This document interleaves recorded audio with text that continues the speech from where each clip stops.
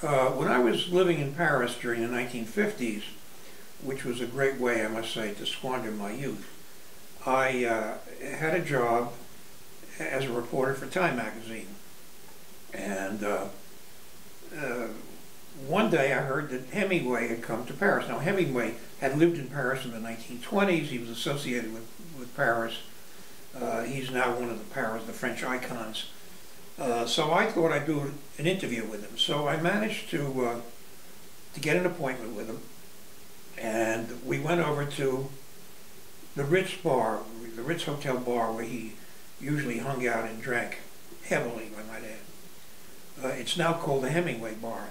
But anyway, so I went over there, and there he was.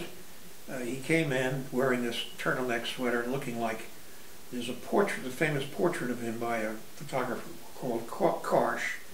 And he sat down with me, and he was very gracious and very nice to see this young kid.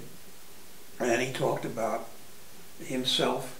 He had just got the Nobel Prize, and he was a bit of a bullshitter. And he said things like, well, I got this little Swedish thing. He said, I gave it to the mayor of Havana. He said, I'll tell you what, he says, you want to win the medals, but you don't want to wear the medals.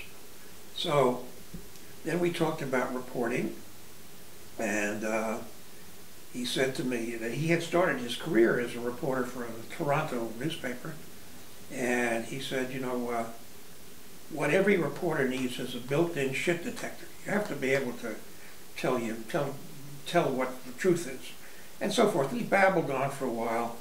I think he was getting sloshed by drinking too much, and I think he slogged over to the telephone and called his wife upstairs, and I heard him say, "Come on down here and get me out of here." So that was the end of that conversation. Anyway, I've kind of dined out on that my little moment with Hemingway. I had other moments at the time.